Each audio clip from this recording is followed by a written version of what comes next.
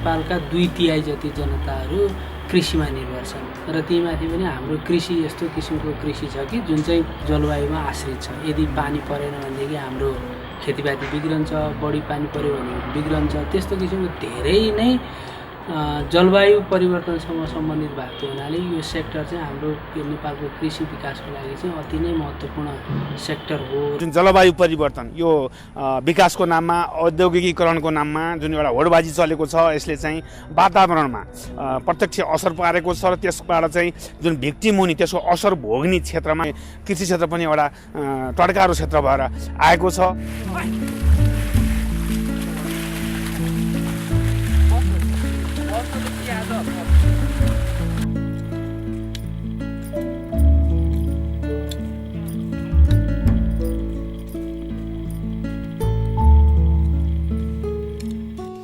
मास्टनामा धेरै समस्याहरू छ, जस्तै धान खेती लगाउँदा पानीको समस्या छ। धान खेती थन्क्याउँदाखेरि पनि असिना परेर राम्रोसँग थन्क्याउन पाइँदैन। बाढी गएर समस्या, घर बस्न अर्न पनि समस्या भएको छ। बाढी पहिराले गर्दाखेरि पहिरो गएर बाटोघाटो पनि राम्रोसँग यातायात पनि हुन पाएको हुँदैन।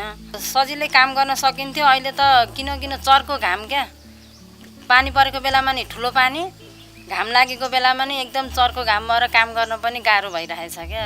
जलवायु परिवर्तनका यस्तै असरहरूबाट कि नेपालको कृषिमा चाहिँ सबभन्दा कमभन्दा कम असर पर्ने बनाउनको लागि जलवायु मैत्री कृषि, हामी चाहिँ क्लाइमेट स्मार्ट एग्रिकल्चर भन्छौँ, यो चाहिँ एउटा अप्सन हो होइन।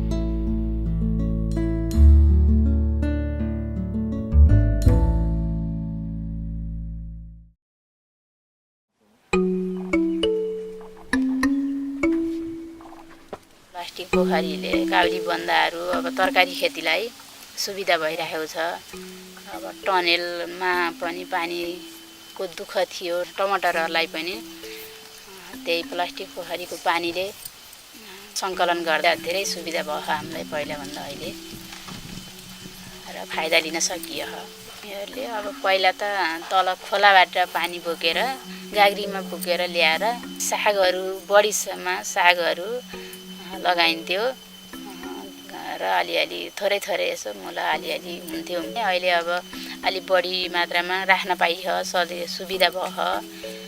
पहिला यति धेरै तरकारीहरू पनि बनाउन सकिँदैन थियो। अहिले अब पानीको सुविधाले गर्दा तरकारीहरू पनि आफूलाई खाएर रहेर पनि टमाटर, करेला, घिरिउँला गरेर टोटली 4,600 रुपियाँ जति आम्दानी गरियो।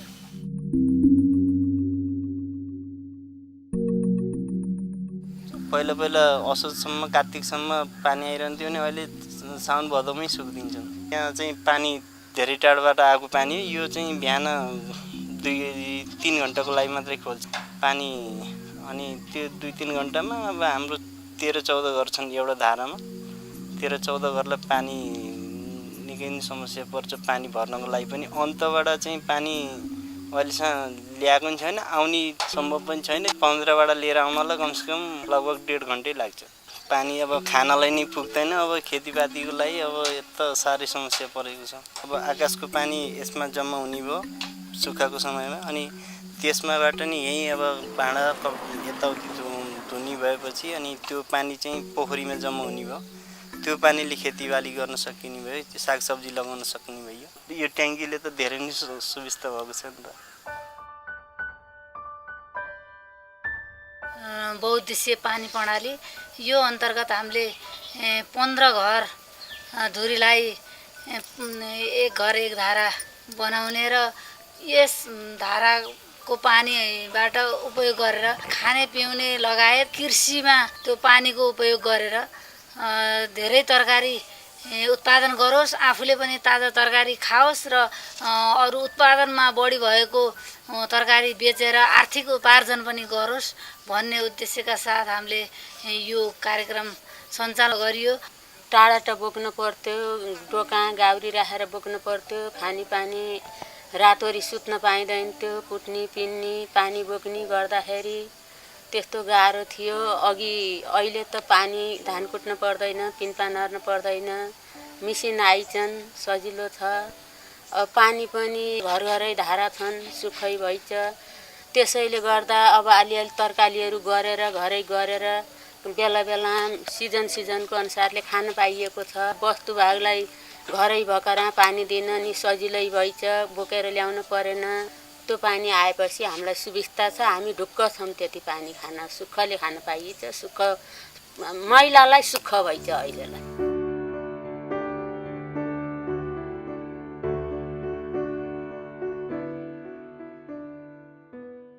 खासै अब हामीले चाहिँ नि यहाँ अरू आफूलाई आवश्यक पर्ने तरकारीको लागि चाहिँ नि यस्तो पानी चाहिँ नि डाइरेक्ट जगबाट दिने अथवा त्यो झाँचरबाट दिने गरिन्थ्यो। यो पाइपबाट लाउने थोपा सिँचाइ यसो गरेर पाइपबाट लगाइने चाहिँ गरिन्थेन। तरकारी पनि आफूलाई जति थोरै मात्रामा मात्र लगाइन्थ्यो, यसरी अलि धेरै मात्रामा लगाइएको थिएन। जब यो सोलर आयो त्यसपछि अनि अब थोपा सिँचाइ कम पानीमा प्रयोग हुने भएको कारणले गर्दाखेरि यो थोपा सिँचाइ अहिले चाहिँ सुरुवात गरिँदैछ। जुन बोटलाई चाहिने आवश्यक पानी हो त्यो बोटमै मात्रै पानी आवश्यक जति चाहिने त्यति मात्र त्यो बोटमा मात्रै खस्ने भएको कारणले गर्दाखेरि पानी पनि कम लाग्ने भयो, मिहिनेत पनि कम लाग्ने भयो। त्यसले गर्दाखेरि पहिलाभन्दा अब थोपा सिँचाइ नै हामीलाई सही उचित लागेको छ। थोरै समयमा अनि थोरै पानीले पनि धेरै ठाउँमा चाहिँ धेरै सिँचाइ गर्न सहज भएको कारणले गर्दाखेरि अन्यथाभन्दा थोपा सिँचाइ चाहिँ एकदम प्रयोग चाहिँ राम्रो वृद्धि लागेको छ। अब यसमा चाहिँ पाइपहरू किन्नु पर्यो, ड्रम किन्नु पर्यो, अलिकति ब्यालेन्स त बढी नै लाग्ने भयो। अरू उपाय भन्दा यसमा चाहिँ पैसा अलिकति बढी नै लाग्छ, तर समयको सदुपयोग भएको कारणले गर्दाखेरि ठिकै होला। अब बराबरमै जान सक्छ होला सायद। अब त्यसमा समय धेरै लाग्थ्यो भने यसमा समय कम लाग्ने भयो। त्यही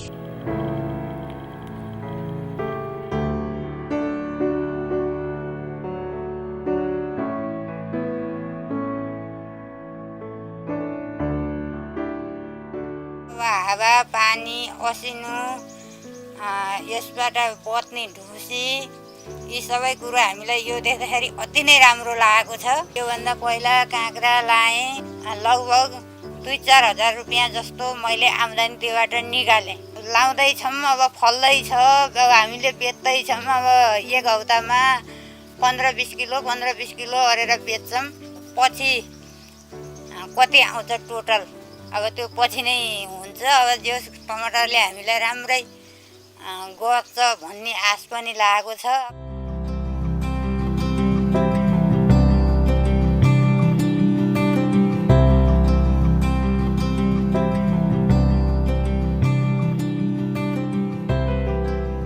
पहिला गोठ चाहिँ हाम्रो त यस्तै माटोकै पुरपुर पार गरेर बनाउँथ्यौँ। अनि त्यो 1-2 चोटि पिसाब गऱ्यो, त्यहाँबाट खाल्टाखुल्टी हुन्थ्यो। बेसरी अप्ठ्यारो, त्यो भकाएर फाल्न पनि अप्ठ्यारो हुन्थ्यो, समय पनि धेरै समय लाग्थ्यो। अहिले चाहिँ तपाईँहरूको अनुदान अथवा सहयोग हुन गर्दा चाहिँ हामीले अहिले प्लास्टर पनि गऱ्यौँ। प्लास्टर गरेपछि त्यो सफा पनि देखियो। पहिला चाहिँ फोहोर देखिन्थ्यो भने अहिले धेरै सफा देखिन्छ। अनि फाल्टाफुल्टी पनि हुँदैन, यो वस्तु राख्न पनि सजिलो, भकारो फाल्न पनि सजिलो। अब गर्दाखेरि समय पनि थोरै समय लाग्ने भयो। पहिला धेरै समय लाग्थ्यो भने थोरै समय लाग्ने भयो। फोहोर देखिन्थ्यो भने अहिले सफा पनि देखियो भन्दाखेरि धेरै नै राम्रो लाग्यो। त्यो सुधार गोठ नबनाउँदा पिसाब चाहिँ त्यत्तिकै भनौँ फालिन्थ्यो। त्यो भने अहिले चाहिँ गोठ सुधार हुँदाखेरि पिसाब पनि त्यत्तिकै फालेको छैन, फोहोर पनि भएको छैन आँगनमा। त्यो भैँसीको पिसाबमा चाहिँ हामीले 4% पानी त्यसमा चाहिँ राखेर घोलेर अनि तरकारीहरूमा छर्ने, सागसब्जीमा छर्ने गर्छौँ। त्यसो गर्दाखेरि तरकारीहरू पनि राम्रो हुने, किरा पनि नलाग्ने, मल पनि हुने र गोठको वरिपरि सफा पनि हुने गर्दाखेरि सबैतिरबाट चाहिँ फाइदा देख्छ।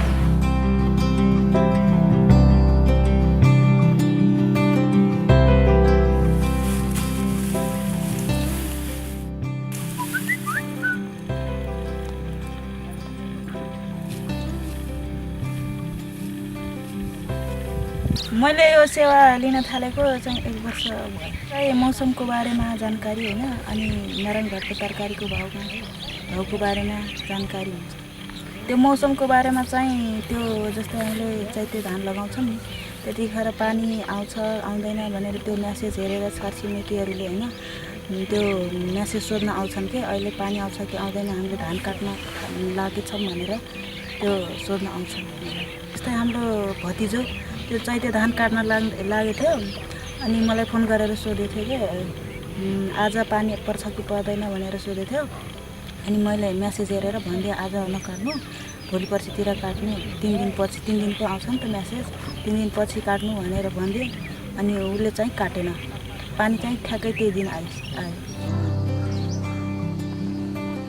हामी यो गोलभेडाहरू त्यो मोबाइलको आधारको म्यासेजको आधारमा अब यहाँभन्दा बजारतिरको भाउ राम्रो भएको कारणले हामी यो टमाटरहरू अब बजारतिर लाँदैछौँ। मौसमको बारेमा पहिले जानकारी भएपछि हामीलाई अब यो आकाशे पानीको भरको खेतहरू रोप्न बर्खा पानी अब जम्मा गरेर तरकारीमा हाल्न अनि त्यस्तै अब मेघ गर्जनी चट्याङ साट्याङ यस्तो हुँदा हुरी बतास हुनेको बारेमा अब जानकारी हामीलाई पहिले जानकारी भएपछि अब मेलापात बनापात जाँदाखेरि अब हामी पहिला आज यस्तो हुन्छ भनेछ भने हामी पहिले उसो भएर घर आउने गर्छौँ।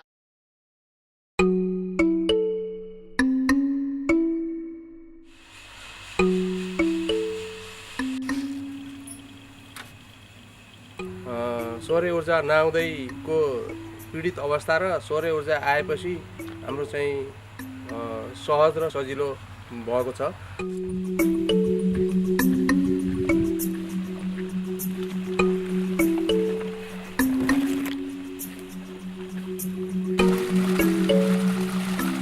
पहिला धेरै गाह्रो हुन्थ्यो रातभरि पानी कुरेर बस्नु पर्थ्यो पालो पाइएन्थेन होइन राति 12-1 बजीसम्म पनि पालो कुरेर बस्नु पर्थ्यो ब्याडलाई। अनि अब यो रोप्दाखेरि चाहिँ खालि आकाशकै भरले हो अब आकाशबाट पानी नआए त मात्रै त्यो किन्न पर्थ्यो।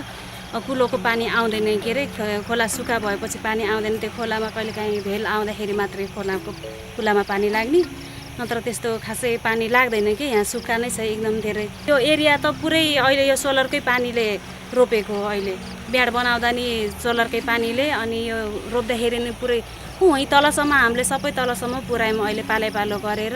घाम लागेपछि जतिखेर मन लाग्यो त्यतिखेर आएर चलाउने पानी हाल्ने। मेरो खेतमा पानी सुक्यो भनेपछि रोपो सुक्न परेन अहिले त होइन सुक्खा भएन जतिखेर मन लाग्यो त्यतिखेर आएर पानी हाल्छु भने नि भयो अरू काम छोडेर धाउन परेन के। यो सौर्य ऊर्जामा आधारित जुन सिँचाइ आयोजना नवलपरासी जिल्लाको जुन रजहर अगौली त्यस्तै गरेर तमसरिया नारायणी आदि ठाउँहरूमा लिभर संस्थाको अगुवाई र उहाँहरूको आर्थिक सहयोग साथसाथै समुदायको सहयोग र जिल्ला कृषि विकास कार्यालयको पनि सहयोगमा यो कार्यक्रम अगाडि बढिरहेको छ। यो अत्यन्त किसानहरूले मन पराइरहेका छन्। यो वातावरण मैत्री छ। यो यस्तो खालको कार्यक्रमलाई अगाडि बढाउन पर्छ भन्ने किसिमको सोच जिल्ला कृषि विकास कार्यालयले पनि ल्याएर माथिसम्म अगाडि बढाउनको लागि कार्यक्रमहरू ल्याएको छ। टेक्नोलोजी उत्पादन गर्नु मात्रै महत्त्वपूर्ण कुरा होइन उत्पादन गरेको टेक्नोलोजीलाई कसरी किसानहरूलाई उपयोगी बनाउन सकिन्छ र किसानहरूकोसम्म पुर्याउन सकिन्छ भन्ने उत्तिकै चुनौतीको विषय पनि हाम्रो नेपालमा रहेको छ। त्यस कारणले यो दुईटै चिजहरूलाई हामीले टेक्नोलोजीको विकास गर्ने र टेक्नोलोजीलाई विकास मात्रै नगरिकन किसानहरूको ठाउँमासम्म कसरी पुर्याउन सकिन्छ भन्ने कुराहरूलाई पनि उत्तिकै चाहिँ अब प्राथमिकताका साथ यो कार्यक्रममा चाहिँ राखिएको छ। कति जलवायु मैत्री कृषि प्रविधिहरूलाई चाहिँ बजारकै माध्यमबाट चाहिँ अगाडि बढाउन सकिने देखिन्छ। उदाहरणको लागि चाहिँ जिरो टिलेजको कुरा छ होइन जिरो टिलेज मेसिनहरू सरकारले थोरै सब्सिडी दियो भने त्यो चाहिँ बजारबाट नै किसानहरूले चाहिँ किन्न सक्ने र त्यसलाई चाहिँ एडप्ट गर्न सक्ने हुन्छ। अर्को स्केलिङ अफ स्ट्राटेजी भनेको चाहिँ कृषि प्रसार हो। तालिमहरू दिनुपर्ने मुख्यतः ज्ञानसँग सम्बन्धित प्रविधिहरू जस्तो भर्खर सुधारको कार्यक्रम भयो यसमा त खासै बेच्ने कुरा केही हुँदैन तर किसानहरूलाई चाहिँ तालिमहरू दिनुपर्ने हुन्छ। त्यस्ता प्रविधिहरू चाहिँ कृषि प्रसारको माध्यमबाट चाहिँ स्केल अप हुन सक्छन्। केही प्रविधिहरू चाहिँ अलिकति चाहिँ पोलिसीहरूमै चेन्ज गरेर पोलिसीबाट नै सपोर्ट गर्नुपर्ने हुन्छ। कृषिमा जलवायु परिवर्तनबाट परेका नकारात्मक असरहरूलाई समाधान गर्नको लागि नेपाल सरकारले विशेष गरी कृषि विकास मन्त्रालयले विभिन्न निकायहरूसँग साझेदारीमा क्लाइमेट स्मार्ट एग्रिकल्चर अथवा जुन परियोजना छ लिवर्ड, त्यस्तै गरी सिक्याप्स, सिडिकिएन जस्ता संस्थाहरू, अन्तर्राष्ट्रिय साझेदार संस्थाहरूको चाहिँ समन्वयमा जुन climate smart agriculture, climate smart भिलेजेसको जुन अवधारणाहरू छन् यो अत्यन्त सान्दर्भिक देखिएको छ। अब यी प्रविधिहरूलाई अलिकति केही त हामीहरू अब सिस्टममा आइसकेको छ, त्यसलाई पनि अब आगामी दिनहरूमा हाम्रो पोलिसीमै पनि केही चाहिँ सुधार गरेर पोलिसीमै हाम्रो युनिभर्सिटीहरूको स्कुलको करिकुलममा पाठ्यक्रममा समावेश गरेर नीतिगत पहलहरूमा यसलाई समावेश गरेर हाम्रो आन्तरिकीकरण, यसलाई मेन स्ट्रिमिङ गरेर हाम्रो फर्मल एक्सटेन्सन सिस्टम मार्फत ठुलो समुदायमा जानको लागि हाम्रो मन्त्रालयले सोच बनाएको छ। यो एग्रिकल्चर डेभलपमेन्ट स्ट्राटेजी लाई चाहिँ विशेष गरी इम्प्लिमेन्ट गर्न हैन नीति छ हैन, त्यो नीति भएर मात्रै भएन, यो चाहिँ कार्यान्वयन हुनु पर्यो हैन। यसलाई चाहिँ कार्यान्वयन गर्न र चाहिँ लार्जर पपुलेसन रिच आउट गर्न जुन यो प्रोजेक्टले चाहिँ विकास गरेको प्रविधिहरू हो हैन, मेथोडोलोजीहरू, यसलाई चाहिँ राष्ट्रिय स्तरमा सदुपयोग गर्न सकिन्छ। इफ एग्रिकल्चर हैन इज टु फिड हैन Nepals population, then our agriculture must become climate smart.